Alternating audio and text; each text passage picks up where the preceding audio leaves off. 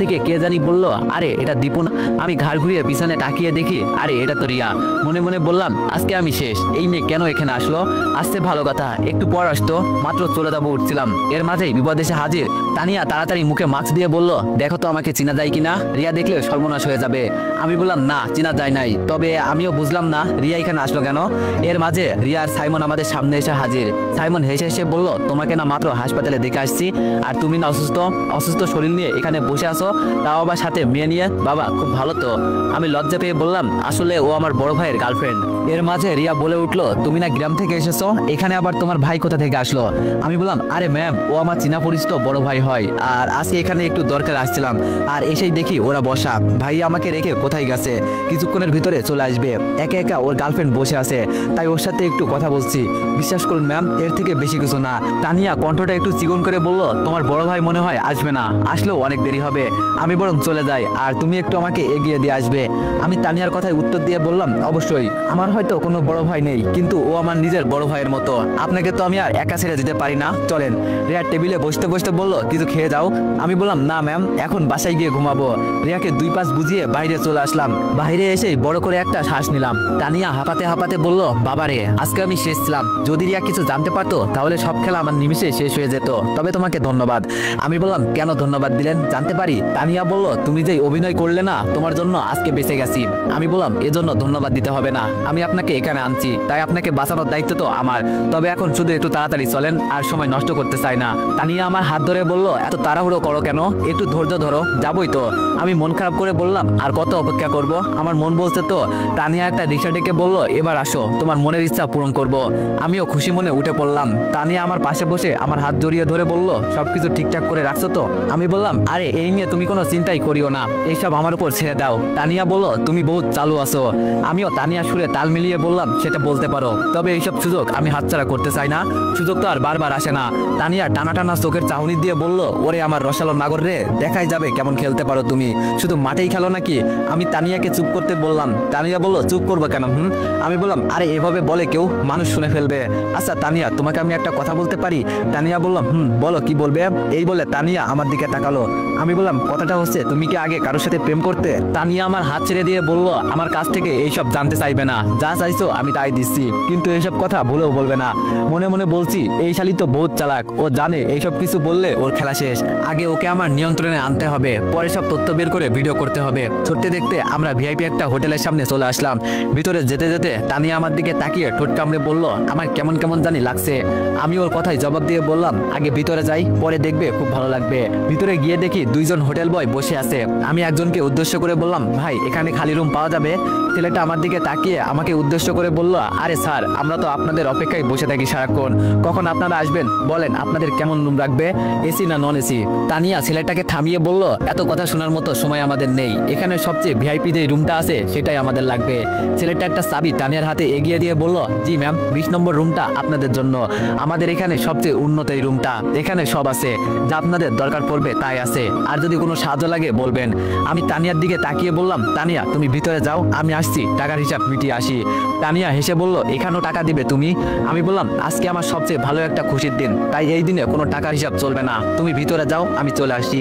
তানিয়া যেতে যেতে বলল, তাড়াতাড়ি চলে আসবে, আমি অপেক্ষা করছি কিন্তু। আমি ইশারা করে বললাম, যাও, আমি আসছি।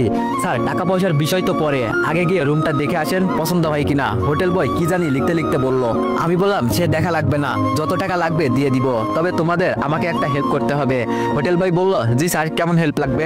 আমি বললাম, আমার রুমে এখন কি হবে না হবে, আমি এই সবকিছুর ভিডিও ফুটেজ চাই, তাহলেই হবে। ছেলেটা আমাকে হতাশ করে বলল, স্যার, ওই রুমে গোপন ক্যামেরা আছে ঠিকই, কিন্তু আমরা সেটা ব্যবহার করি না, এটা আমাদের মালিক তা করেছে, আর কাউকে বিপদে ফেলতে চাই না আমরা। এখানে কত গার্লফ্রেন্ড বয়ফ্রেন্ড আছে, আমরা যদি চাইতাম প্রত্যেকটা ভিডিও ভাইরাল করে দিতে পারতাম, তখন আমাদের এই ব্যবসা কোথায় যেত, একবার চিন্তা করে দেখেন। আমি বললাম, আরে মামা, আমার কথাটা তো আগে শোনো, কি বলি আমি, তোমাদের মালিক এখানে আছে? হোটেল বয় বলল, না স্যার, উনি কক্সবাজারে বেড়াতে গেছেন। আমি বললাম, আমি যা চাই তাই যদি করো, যত টাকা চাইবে তোমরা দিয়ে দিব, আর এখানে তো তোমাদের মালিক নাই, আমার কথা শুনলে তোমাদের পকেটই গরম হবে, বাকিটা তোমাদের ইচ্ছে। দুইটা ছেলে মিলে কি জানি কানাকানি করছে।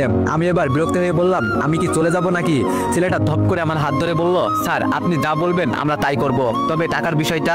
আমি একটা চেক বের করে 2 লাখ টাকা লিখে দিলাম, দিয়ে প্রশ্ন করলাম, হবে নাকি আরো লাগবে? দুজনেই খুশি হয়ে বলল, স্যার, আপনি আজকে আমাদের বস, বলেন কি করতে পারি।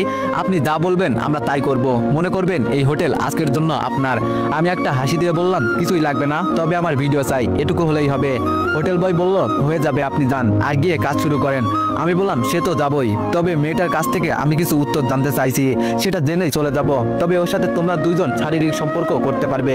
এইবার দুইটা ছেলে চোখ টেরা হয়ে গেল, দুজনেই বড় বড় চোখ করে আমার দিকে তাকিয়ে আছে। আমার এই কথাটা শুনে আমি বললাম, কি হলো, এভাবে তাকিয়ে আছো কেন? আমি কি বলছি শুনছো না? হোটেল বয় বলল, স্যার কি বলছেন এইসব? আমি বললাম, যা বলছি তাই। এখন বলো আমার কথাই কি তোমরা দুইজন রাজি কিনা? একটা ছেলে এসে তো আমাকে জড়িয়ে ধরে বলল, স্যার আপনি মহান, কি বলে আপনাকে ধন্যবাদ দিব ভাষা খুঁজে পাচ্ছি না। আমরা তো এরকমই কাউকে চাই, জানেন, এখানে শুধু আমরা দাঁড়িয়ে থাকি আর সবাই এসে এনজয় করে, আমাদের খোঁজখবর কেউই রাখে না। আমি বললাম, দেখো আমার এমনি দেরি হয়ে যাচ্ছে, আমি যখন হাতে ইশারা করব তখন রুমে চলে আসবে, কেমন? আর এখানে এসে এই দিকটা আমি সামলে নিব, এখন আসি, এই বলে চলে যাচ্ছি। পিছন থেকে একটা ছেলে ডেকে বলল, কোনো কিছু দরকার হলে শুধু একবার কল করবেন। আমি হাসতে হাসতে সামনের দিকে যাচ্ছি আর চিন্তা করছি টাকা থাকলে কি না করা যায়। হ্যাঁ, আসলে দুনিয়াটাই টাকার পাগল। খুঁজতে খুঁজতে 20 নম্বর রুমে গিয়ে দরজায় টোকা দিলাম। ভিতর থেকে তানিয়া আওয়াজ করলো, কে? আমি বললাম, তানিয়া আমি। তানিয়া দরজা খুলে আমাকে ভিতরে নিয়ে দরজা বন্ধ করে দিল আর ধপ করে আমাকে জড়িয়ে ধরলো। তানিয়াকে ছাড়িয়ে তাকিয়ে দেখি তানিয়া অর্ধনগ্ন হয়ে গেছে, ফ্লোরের ওপর সবুজ শাড়িটা পরে আছে। এটা দেখে আমি তাড়াতাড়ি বললাম, কি করছো তুমি? তাড়াতাড়ি কাপড় পরে নাও। তানিয়া আমার কাছে এসে চোখ টিপ দিয়ে বলল, সেই তো বললে তোমার নাকি আর সহ্য হচ্ছে না, তাই আমি একটু সহজ করে দিলাম, এখন আসো। আমি দূরে সরে গিয়ে বললাম, আসো মানে কি বলতে চাইছো তুমি? তানিয়া বলল, লজ্জা পাও কেন? যেই না তানিয়া আমাকে জড়িয়ে ধরতে আসবে আমি বললাম, দাঁড়াও দাঁড়াও, এত তাড়াহুড়ো করো না। বিছানা থেকে একটা চাদর এনে তানিয়ার উপর দিয়ে বললাম, বিছানায় বসো, তোমার সাথে আমার কিছু কথা আছে, পরে না হয়।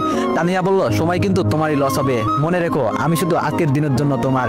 আমি হেসে বললাম, থাক, আমার সময় নষ্ট হলে সমস্যা নেই, আমি সব ম্যানেজ করে নিব। তানিয়া বলল, আমার উপর চাদর দিলে কেন? আমি বললাম, তোমার এই রূপ দেখে আমি আর সহ্য করতে পারি না, মনটা চাই। লজ্জায় আমার মুখটা লাল করে বললাম।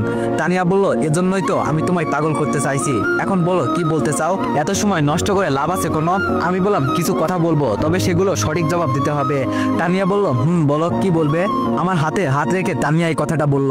আমি বললাম, আচ্ছা তানিয়া, তুমি কখনো কাউকে মন থেকে ভালোবেসেছো? তানিয়া বলল, হঠাৎ এই প্রশ্ন যে? আমি বললাম, না তানিয়া, এই প্রশ্ন করার একটাই কারণ, তুমি আমাকে ভালো করে পর্যন্ত চিনো না আর আমার সাথে। তানিয়া বলল, আর কোনো কথা শুনতে চাই না, তুমি আমার যে উপকার করলে না, এর থেকেও যদি বড় কিছু চাইতে আমি তাই দিয়ে দিতাম। আমি তানিয়ার এই কথার সুযোগ নিয়ে বললাম, যদি আমার জন্য সব করতেই পারো, তবে আমি এটা জানতে চাই তোমার যে বাচ্চাটা আছে ওটা কার? আর আমি তো জানি দীপু মারা গেছে। তানিয়া অবাক চোখে তাকিয়ে বলল, তুমি এই কথা কোথা থেকে জানলে? আমি বললাম, আমি কিভাবে জানলাম সেটা জেনে তোমার লাভ নাই, আমি শুধু এই বিষয়ে একটু জানতে চাই, আমার মনে হচ্ছে এখানে কোনো ঘাপলা আছে, আমাকে বলতে পারো, আমি শুধু এগুলো একটু জানতে চাই, তবে আমাকে বিশ্বাস করতে পারো, তোমাকে দেখে আমার একটু জানার আগ্রহ জাগলো। তানিয়া বলল, এগুলো জানা কি খুব জরুরি? আমি বললাম, তোমাকে আমি বেশি জোর করব না, ওই বলছি না, যদি আমি তোমায় একটু হলেও উপকার করি তাহলে বলবে, নইলে থাক, আমি তোমাকে আর জোর করব না। তানিয়া বলল, কথার প্যাচের মাঝে ফেলে দিলে, আচ্ছা বলো কি জানতে চাও? আমি আজকে তোমাকে সব বলবো, তবে আমাকে কথা দাও এইসব কাউকে বলবে না। আমি বললাম, ওমা, আমি আবার কাকে বলবো? আর বলেই বা আমার লাভ কি? আমি তোমার পরিবারের কিছু বলো, কেউ কি আমাকে কিছু জিজ্ঞেস করবে বলো? না তোমায় চিনি না জানি। তানিয়া একটু ভয় পেয়ে বলল, তাও আমার একটু ভয় লাগে।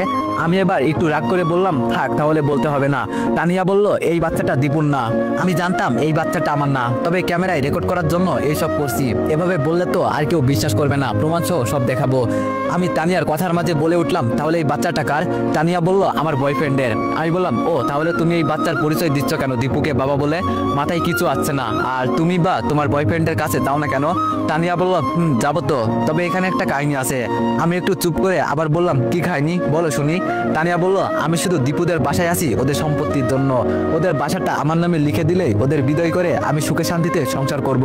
আমি বললাম, আচ্ছা দীপুর সাথে কি তোমার কোনো সম্পর্ক ছিল? এই যেমন। তানিয়া বলল, আরে ও তো একটা বলদ, ওর সাথে শুধু সম্পর্ক ছিল বলতে পারো, তবে ওকে শুধু আমি টাকার জন্য ব্যবহার করছি।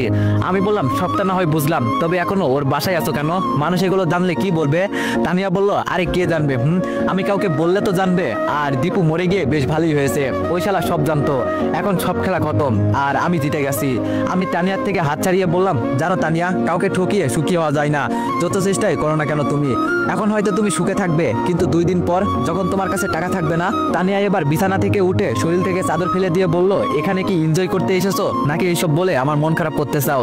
আমি বললাম, সরি তানিয়া, আমি তোমার মন খারাপ করতে চাই না, তবে এখন যদি তুমি দীপুকে সামনে দেখতে পাও তাহলে কি করবে? তানিয়া আমার কথা শুনে হাসতে হাসতে বলল, দীপু আবার আমার সামনে আসবে, তুমি বলবে আর আমি বিশ্বাস করে নিব যে মারা গেছে, সে সে কিভাবে ফিরে আসবে? আমি বললাম যদিও ফিরে আসে তবে কি করবে তুমি? তখন তো তোমার বাঁচার মতো কোনো রাস্তা থাকবে না। তানিয়া বলল কি আর করব, মেরে ফেলবো। আমি বললাম ও তাই নাকি, টাকার নেশায় তো অন্ধ হয়ে গেছো তুমি দেখছি। তানিয়া আর কোনো কথা বললো না, গা থেকে সমস্ত কাপড় খুলে ফেললো আর হঠাৎ করেই তানিয়া আমার উপর ঝাঁপিয়ে পড়লো। আমিও শরীরের ওজন সহ্য করতে না পেরে ওকে নিয়ে বিছানার উপর হুমড়ি খেয়ে পড়ে গেলাম। তানিয়া আমাকে কাছে টানছে, আমি খুব চেষ্টা করছি নিজেকে ছাড়াতে কিন্তু পারছি না। আমার মনে হলো এখনই সময়, এখন যদি তানিয়ার কাছ থেকে ছাড়া না পাই তাহলে আর জীবনেও বোধহয় আমি আর এই বিপদ থেকে উদ্ধার হতে পারবো না। এক ঠেলায় তানিয়াকে সরিয়ে দিয়ে দাঁড়িয়ে পড়লাম। তানিয়া শোয়া থাকা অবস্থায় আমার দিকে তাকিয়ে আছে। রেগে বললাম কাপড়টা পরে নেন, এভাবে আর কতক্ষণ থাকবেন? তানিয়া শোয়া থেকে উঠে আমাকে জড়িয়ে ধরে বলল তুমি এমন করছো কেন? আমি তো তোমাকে কিছুক্ষণ সুখ দেওয়ার জন্যই এমন করছি। আর তুমি? ঠাস ঠাস করে তানিয়ার গালে চর বসিয়ে দিয়ে বললাম এখনো সময় আছে, কাপড় পরে নে, এভাবে আর কতক্ষণ থাকবি? তানিয়া ভয়ে ভয়ে আমার দিকে তাকিয়ে বলল কিন্তু। এবার আমি বেশ রেগেই বললাম তুই কাপড় পরবি নাকি আমাকে অন্য ব্যবস্থা করতে হবে? ভয়ে ভয়ে তানিয়া কোনো রকম শাড়িটা গায়ে পেঁচিয়ে নিল। আমার দিকে বড় বড় চোখে তাকিয়ে তানিয়া প্রশ্ন করলো তুমি এমন করছো কেন? আর হঠাৎ করে তোমার কি হয়েছে? আমি হাসতে হাসতে বললাম আমি কে, আমার পরিচয় কি, এসব না জেনে আমার সাথে বেডরুম শেয়ার করতে চলে এলি? জি, একটু কি তোর ভিতরে লজ্জা শরম নাই তানিয়া? টাকাই কি তোর কাছে সবকিছু? তানিয়া এবার ভয়ে ভয়ে দরজার কাছে চলে যেতে চাইছে। আমি সরাসরি বললাম এখান থেকে যদি এক পাও বের হইস তাহলে এখান থেকে আর তুই জীবন্ত ফিরতে পারবি না। যদিও যাস তবে সেটা তোর লাশ, তাই বলছি এখানে চুপচাপ দাঁড়িয়ে থেকে আমার কথা শোন। আর যদি মনে করিস আমি মিথ্যা বলছি তাহলে একবার বাইরে যা, দেখ বেশি ফিরতে পারিস কিনা। তানিয়া এবার ভয়ে ভয়ে কাঁপতে কাঁপতে আমার সামনে এসে বলল সত্যি করে বলো তো তুমি কে? আমি হাসতে হাসতে বললাম আমি কে তা অবশ্যই বলবো, তবে এখন আমাদের মাঝে যেই সব কথা হয়েছে তার সব ভিডিও হয়ে গেছে। খুব চালাক তো ছিলি এখন। এবার তানিয়া অসহায় দৃষ্টিতে আমার দিকে তাকিয়ে বলল আমার ক্ষতি করে তোমার লাভ আছে? একবার চিন্তা করে দেখো, আমি তোমার সুখ দেওয়ার জন্যই শরীর বিলিয়ে দিতে চাইছিলাম আর তুমি আমার সাথে এমন ব্যবহার করছো। আমি এবার দাঁড়ানো থেকে বিছানায় গিয়ে বসে তানিয়াকে বললাম আয় এখানে বস। তানিয়া ভয়ে ভয়ে আমার পাশে এসে বসলো। এখন আমাদের মাঝে নীরবতা চলছে, আমিও কোনো কথা বলছি না, তানিয়াও কোনো কথা বলছে না, চুপচাপ বসে আছে। নীরবতা ভেঙে আমি বললাম দীপুর কথা এখনো মনে পড়ে তোমার তানিয়া? তানিয়া আমার দিকে তাকিয়ে বলল যে মারা গেছে তাকে মনে করে কি লাভ? আমি হেসে দিয়ে বললাম ও আমি মারা গেছি নাকি? আর আমি নিজেই তা জানি না, এটা কিভাবে সম্ভব? এবার তানিয়া বসা থেকে উঠে পড়লো, আমার দিকে ভালো করে তাকিয়ে চেনার চেষ্টা করছে আমি কে। আমি বললাম আমাকে আর দেখা লাগবে না, আমার পরিচয় শোন। তুই যার খেয়ে আজ বেঁচে আসোস, আগে যেই বোকাশোকা ছেলের সাথে প্রেম করতি আর টাকা লুটে নিতি, বর্তমান সমাজে যার পরিচয় বেঁচে আসোস সেই মানুষটাই আমি। আমার কথা শুনে তানিয়ার কপাল থেকে বিন্দু বিন্দু ঘাম পড়তে লাগলো আর হঠাৎ করেই বলে উঠলো দীপু। আমি বললাম এই তো চিনে ফেলছোস। তানিয়া এবার এক কোনায় গিয়ে চুপটি করে দাঁড়িয়ে পড়লো, কোনো কথা বলছে না, শুধু আমার দিকে তাকিয়ে আছে। আমি ওর কাছে গিয়ে বললাম কি ম্যাডাম আমার সাথে কথা বলবেন না? তানিয়া বলল তুমি আজও বেঁচে আছো, আমার তো বিশ্বাসই হচ্ছে না। আমি বললাম তুই বিশ্বাস করলে আর না করলেই বা আমার কি, এতে আমার কিছু যায় আসে না, তবে তোর কোলে যেই সন্তান সেটা নাকি আমার। তানিয়া ভয়ে কান্না করে দিয়ে বলল আমাকে মাফ করে দাও, আমার ভুল হয়ে গেছে। আমি বললাম আরে আরে কান্না করিস না, আমি তোকে মারবো না, তবে আমার সাথে কেন বেইমানি করলি আমি শুধু এটাই জানতে চাই। কিন্তু তানিয়ার মুখে কোনো কথা নাই, শুধু চুপ করে দাঁড়িয়ে কান্না করছে। আমি এবার ওর কাছ থেকে সরে গিয়ে বললাম এখন আমার কাছে সব প্রমাণ আছে, এই বাচ্চা আমার কিনা, তাই আমি ভালোভাবে বলছি আমাদের বাসা থেকে দূরে কোথাও চলে যা আর তোর বয়ফ্রেন্ডকে বিয়ে করে সুখে শান্তিতে সংসার কর। তানিয়া বলল আমি অনেক বড় ভুল করে ফেলেছি, তোমার সাথে এটা আমার করা উচিত হয় নাই। আমি বললাম বাবা ভূতের মুখে রাম রাম, কুকুরের লেজে পা দিয়ে রাখলে কুকুরের লেজ কখনো সোজা হবে না, আজীবন না। আর তুই যদি আজীবন বলিস আমি ভালো হয়ে গেছি, সেটা আমি কখনোই বিশ্বাস করব না। তানিয়া বলল আমি তোমাকে খুব কষ্ট দিয়ে ফেলেছি না? আচ্ছা দীপু তোমাকে একটা কথা বলি, তুমিও তো আমাকে ভালোবাসতে না, তুমি তো রিয়াকে ভালোবাসতে, এখানে আমি বা কি অপরাধ করছি? আমার অপরাধ তো শুধু এইটুকু যে আমি আমার সন্তানকে তোমার পরিচয় দিয়েছি, এর জন্য আমাকে মাফ করে দাও। সত্যি টাকার নেশায় আমি অন্ধ হয়ে গেছি। আমি বললাম এসব বলে আমার রাগ আর বাড়াবি না, তবে তোরে একটা সারপ্রাইজ দেওয়ার আছে। হাতে ইশারা করে বললাম কোথায় তোমরা? একটু পর দরজার টোকার আওয়াজ শুনলাম, দরজা খুলতে খুলতে বললাম তোমার সারপ্রাইজ চলে আসছে। দুইটা ছেলে রুমে ঢুকতেই তানিয়ার দিকে তাকিয়ে বললাম তোর না শারীরিক সম্পর্ক করার খুব শখ, আজকে ওদের দুজন তোর কাছে রেখে গেলাম, মজা করবি আর কান্না করবি, আর এখান থেকে গিয়ে সরাসরি আমাদের বাসা ছেড়ে দূরে কোথাও চলে যাবি, একেবারে আমার দু চোখের সামনে থেকে। যদি কোনোদিন আমার সামনে পড়িস না কি করব তখন আমি নিজেও জানি না। এই বলে যেই আমি রুম থেকে বের হব তখনই তানিয়া আমার পায়ের কাছে পড়ে বলল আমাকে এখানে একা রেখে যেও না, বলছি তো আমি জীবনেও আর কোনো ভুল করব না, আমার উচিত শিক্ষা হয়ে গেছে। আসলে কাউকে ঠকিয়ে কেউ ভালো থাকতে পারে না, প্লিজ আমাকে মাফ করে দাও, তোমার পায়ে ধরে বলছি। আর কিভাবে তোমার কাছে মাপ চাইবো বলো? একজন হোটেল বয় বলল থাক স্যার মাফ করে দেন ওকে, ভুল তো মানুষই করে। আমি ওর দিকে তাকাতেই একটু মায়া হলো, কি আর করব, যতই হোক ও আমার আগের গার্লফ্রেন্ড ছিল। আমি ওকে তুলে হোটেল বয়দের উদ্দেশ্য করে বললাম তোমাদের এখানে ভালো কোনো মেয়ে পাওয়া যাবে? একটা ছেলে মাথা চুলকাতে চুলকাতে বলল হঠাৎ এই কথা কেন স্যার? আমি বললাম আমি যা বলছি সেটা বলো। হোটেল বয় বলল আছে স্যার, আপনি বললে এখনই চলে আসবে। আমি বললাম তোমাদের যেই দুইটা মেয়ে পছন্দ হয় নিয়ে এসে এখানে এনজয় এনজয় করো। আধা ঘন্টার জন্য আমি তোমাদের বাইরে সবকিছু সামলে নিব, আর এসে আমাদের ভিডিওটা দিয়ে দিবে, আমার কাজে লাগবে। দুজনেই আমাকে জড়িয়ে ধরে বলল, অনেক অনেক ধন্যবাদ স্যার আপনাকে। আমি তানিয়াকে নিয়ে বাইরে আসতেই তানিয়া বলে উঠলো, ধন্যবাদ তোমাকে। আমি বললাম, থাক, আর ধন্যবাদ দিতে হবে না, আমি না থাকলে তো আমাদের সবকিছু দখল করে নিতে। তানিয়া মাথা নিচু করে বলল, এজন্য আমি অনেক অনেক সরি। আমি এখন বুঝতে পারছি আমি কত বড় ভুল করতে চলছি। আচ্ছা, ভিডিওটা ডিলিট করে দাও। আমি ভিতরে গিয়ে বসে বললাম, এত সহজে ডিলিট করবো না, বলা তো যায় না, তুমি আবার নতুন করে কি করে বসে থাকো। তানিয়া বলল, বলছি তো আমি সরি, আমাকে মাফ করে দাও। আমি বললাম, মা বাবার তোমাকে আমাকে মৃত বানিয়ে শান্তিতে রাখছো বলো? সমাজে বলে বেড়াইছো আমার একটা সন্তান আছে, এখন যদি সময় আমার আসল পরিচয় জানে সবাই তো আমার মুখে থুতু ছুঁড়ে মারবে। তানিয়া চুপচাপ বসে আছে, কোনো কথা বলছে না। এখন হয়তো সবকিছু বুঝতে পারছে সে কি করেছে। হঠাৎ করে তানিয়া বলে উঠলো, এতদিন তুমি কোথায় ছিলে? আমি বললাম, এসব জেনে তোমার কোনো লাভ আছে? এখন তোমার ব্যাপারে বলো, বিয়ে করেছো তোমার বয়ফ্রেন্ডকে? তানিয়া বলল, এখনো করি নাই, তবে খুব শীঘ্রই করব, আমাদের জন্য দোয়া করবে। আমি হাসতে হাসতে বললাম, বিয়ে করার আগে এক বাচ্চার মা, ভালো ভালো, খুব ভালো।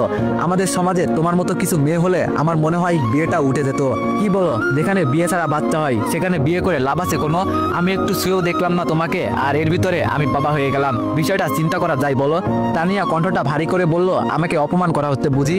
বলছি তো আমি সরি। আমি বললাম, কই অপমান করলাম, আসলে দোষটা তোমারও ছিল না, আমিও তো রিয়ার প্রেমে পড়েছিলাম, আমার কাছ থেকে টাকা নিয়েছো এতেও আমার আপত্তি ছিল না, তবে তোমার ভুলটা শুধু এই জায়গায় আমাদের সম্পত্তির উপর লোভ দিলে, এটা আমি মানতে পারলাম না। একটা বাচ্চা ফ্রিতে পেতাম তাতেও আমার কোনো সমস্যা ছিল না, কিন্তু তুমি আমাদের পথে নামানোর ব্যবস্থা করছো, এটা আমি মেনে নিতে পারলাম না। দুনিয়াটা বড় আজব জিনিস জানো দীপু, এখানে টাকা ছাড়া বাঁচা অসম্ভব, টাকা না থাকলে কেউ তোমাকে দামই দিবে না।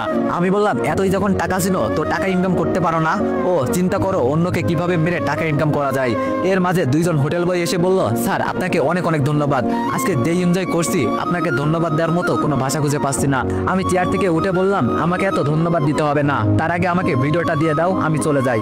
এর মাঝে তানিয়া বলে উঠলো, ভিডিওটা কি তোমার খুব দরকার? বলছি তো আমার ভুল হয়ে গেছে, আমাকে মাফ করে দাও। আমি বললাম, রাস্তার কুকুরকে বিশ্বাস করা যায় কিন্তু তোমাকে না। তানিয়া চোখ লাল করে বলল, নিজের কবর নিজেই খোঁড়া শুরু করলি দেখছি। বলছি তো দীপু আমার সামনে আসলে মেরে ফেলবো। তানিয়া হাতে ইশারা করে বলল, এই তোরা দাঁড়িয়ে আসোস কেন, যা করার এখনই কর। তানিয়া বলতেই একজন হোটেল বয় এসে আমার কপালে বন্দুক ঠেকিয়ে বলল, আমাদের সাথে চল, নইলে কি হবে তো জানিসই। এবার আমি বোকা হয়ে গেলাম, যাদের জন্য এত কিছু করলাম আর তারাই আমাকে মারতে চাইছে। তানিয়া আমার হাত টান দিয়ে বলল, কিরে অবাক হয়ে গেলি নাকি? আমি হোটেল বয়দের উদ্দেশ্য করে বললাম, আমি তোমাদের জন্য এত কিছু করলাম আর তোমরাই আমাকে মারতে চাও? ছেলেটা আমাকে ঠেলতে ঠেলতে নিয়ে যেতে যেতে বলল, আমরা টাকা দিয়ে কি করব? আমাদের যেই টাকা আছে এতেই হয়ে যায়, আমরা তো দেহের পাগল। নতুন মেয়ে, চিন্তা করা যায়? আমি ওদের বলছি, তোমরা যা চাইবে আমি তাই দিব, বিনিময়ে তোমাকে মারতে হবে। ওরাও রাজি, আমিও রাজি। পিছন পিছন আসতে আসতে তানিয়া কথাটা বলল। আমাকে একটা অন্ধকার রুমে নিয়ে যাওয়া হলো। যখন রুমে বাতি জ্বলে উঠলো তখন বুঝতে পারলাম এখানে কারো যাওয়া আসা হয় না, ময়লা আবর্জনা দিয়ে রুমটা ঢাকা। আমাকে এক ময়লা জায়গায় নিয়ে বেঁধে রাখা হলো, তবে এইসব ময়লা আবর্জনার ভিতরে একটা বিছানা সুন্দর করে সাজানো আছে, উপরে ফুল দিয়ে। তানিয়া আমার সামনে এসে হাসতে হাসতে বলল, কি বলেছিলাম না দীপু, আমার সামনে আসলে তোকে মেরে ফেলবো, এখন মরবি তুই আর আমি দেখবো। তুই বেঁচে থাকলে আমার সবকিছু শেষ হয়ে যাবে, এজন্য তোকে বাঁচিয়ে রাখা যাবে না। আমি বললাম, আমি মরলেও আমার কোনো আফসোস থাকবে না, আমার আফসোস এক জায়গায়, এখানে যার জন্য আসলাম তাকেই পেলাম না। তানিয়া বলল, রিয়ার জন্য এখানে আসলি না? তবে তুই ওর মতো কানা একটা মেয়েকে বিয়ে করে কি করবি? বিয়ে করবি আমার মতো হট কোনো মেয়েকে। নিজের রাগকে কন্ট্রোল করে বললাম, সাবধান, রিয়ার নামে বাজে কিছু বলবি না, নইলে আমি যে তোরে কি করব হিসাব নেই। পাশ থেকে ছেলেটা বলে উঠলো, মেরে দিই ম্যাম, এত কথা কিসের জন্য বলছেন? আমি বললাম, আমি তোদের জন্য কত কিছু করলাম আর ওর কথায় আমাকে মারতে চলে এলি? আমাকে লাথি দিয়ে ছেলেটা বলে উঠলো, ও আমাদের কি অফার দিয়েছে জানিস? যখনই আমরা ওকে ডাকবো তখনই ওকে কাছে পাবো, এর থেকে ভালো আর কি হতে পারে? শুধু বিনিময়ে তোকে মারতে হবে। মেরে দিলাম, এতে দোষের কি আছে? তানিয়া শরীর থেকে কাপড় খুলতে খুলতে বলল, তোর না লাইভ টেলিকাস্ট দেখার খুব ইচ্ছা, আজকে দেখ আমি কি কি করি, আর এরপর তোকে মারবো। আমি বললাম, ওই তখন বলছি না রাস্তার কুকুরকে বিশ্বাস করা যায় কিন্তু তোকে না। আমি তখন যে এই কথাটা মিথ্যা বলি নাই প্রমাণ করলি। আমি মনে করি তোর থেকে রাস্তার প্রতিটা পল্লীর মেয়েরাও ভালো আছে, ওরা অন্তত যেখানে সেখানে কাপড় খোলে না, যা করে ওদের পেট চালানোর জন্য। আর তুই তানিয়া আমার কথা শুনতে শুনতে শরীরের সম্পূর্ণ কাপড় খুলে ফেললো আর আমার দিকে তাকিয়ে বলল, আমার মন যা চাই তাই করব। আমি মনে করছি এখন তোকে আমার মারা দরকার, পথের কাটা সরানো তো লাগবেই, যেভাবেই হোক। তাই ওরা যা চাইছে আমি তাই দিয়ে দিব, এতে কিছুই হবে না। তানিয়াকে নিয়ে দুইটা ছেলে বিছানায় শারীরিক সম্পর্কে মেতে উঠলো। আমি মাথা নিচু করে তাকিয়ে আছি, সবকিছু সামলে নিয়েছিলাম কিন্তু আমার ধারণা ছিল না এমন কিছু হবে। এখন এটাও মনে হচ্ছে এখান থেকে আর বেঁচে ফিরতে পারবো না। তবে আমার এখানে একটা খটকা লাগছে, তানিয়া সব সময়টা তো আমার সাথেই ছিল, তবে ওদের সাথে কিভাবে কথা বললো সেটাই তো আমার মাথায় আসছে না। তো এভরিওয়ান, নেক্সট পার্টের জন্য অপেক্ষা